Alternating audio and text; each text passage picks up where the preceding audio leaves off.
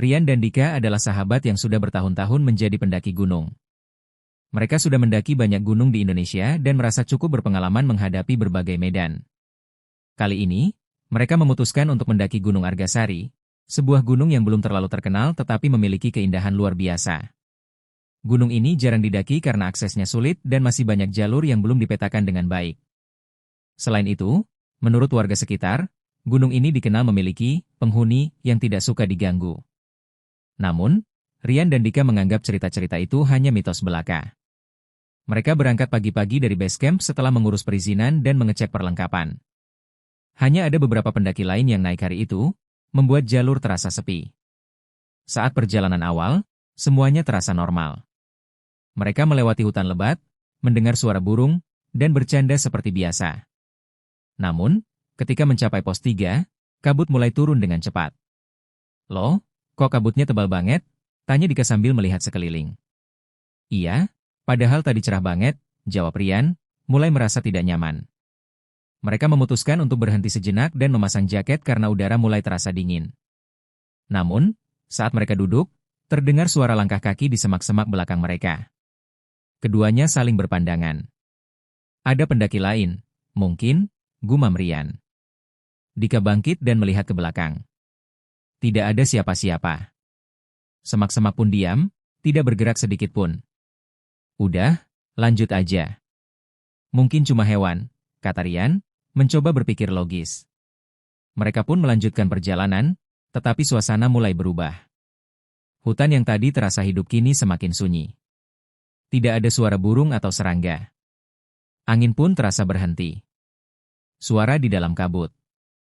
Saat memasuki jalur yang lebih sempit, Dika tiba-tiba berhenti. "Rian, denger nggak?" bisiknya. Rian memasang telinga. Di tengah kabut yang pekat, terdengar suara perempuan menangis lirih.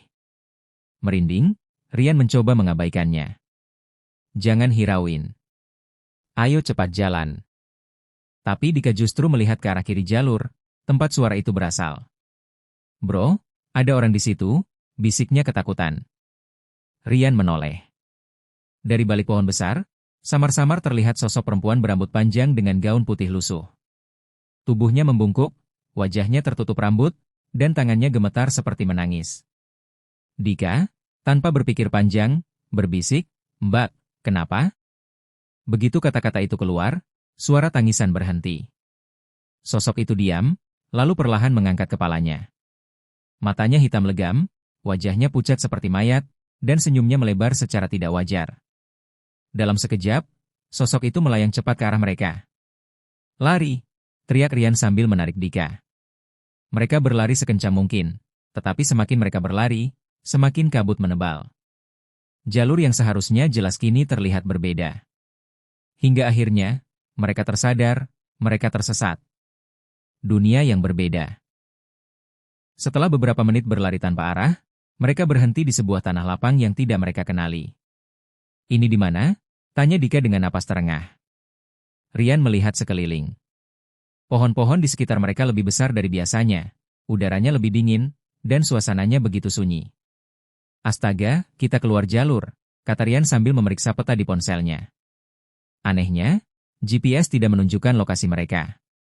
Tiba-tiba, terdengar suara bisikan halus di sekitar mereka. Seperti banyak orang yang sedang berbisik dalam bahasa yang tidak mereka mengerti. Suara itu semakin dekat.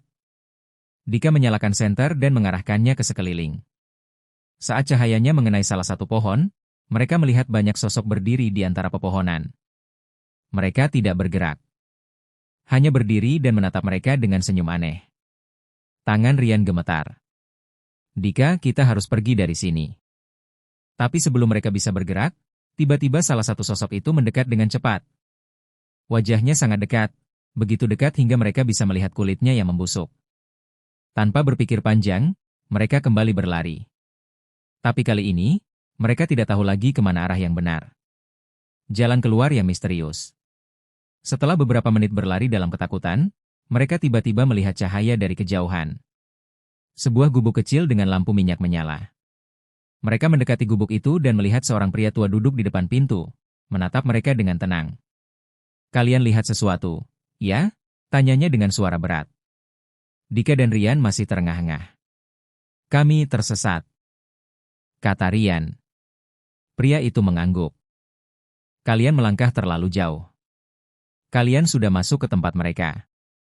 Tanpa bertanya lebih jauh, pria itu memberi mereka segelas air. Setelah meminumnya, kabut tiba-tiba mulai menipis. Kalian harus turun sekarang. Ikuti jalur ini, jangan menoleh ke belakang, dan jangan bicara sampai kalian sampai di pos bawah, perintah pria itu. Meski bingung, mereka menuruti perintahnya. Mereka berjalan tanpa berbicara, dan akhirnya menemukan jalur pendakian yang benar. Setelah berjalan sekitar 1 jam, mereka akhirnya sampai di pos 2, tempat beberapa pendaki lain sedang beristirahat. Rian dan Dika langsung bertanya kepada seorang pendaki yang baru turun. Pak, di atas ada gubuk ya? Dekat area tanah lapang? Pendaki itu mengerutkan dahi. Gubuk? Di Gunung Argasari nggak ada gubuk di atas. Mereka terdiam. Kalau gubuk itu tidak ada, lalu siapa pria tua yang menolong mereka? Dan yang lebih mengerikan, jika mereka tidak bertemu pria itu, apakah mereka bisa kembali? Sejak saat itu, Rian dan Dika tidak pernah lagi mendaki Gunung Argasari. Dan hingga hari ini, mereka masih bertanya-tanya apakah mereka benar-benar tersesat, atau mereka sudah masuk ke dunia lain yang tidak seharusnya mereka masuki.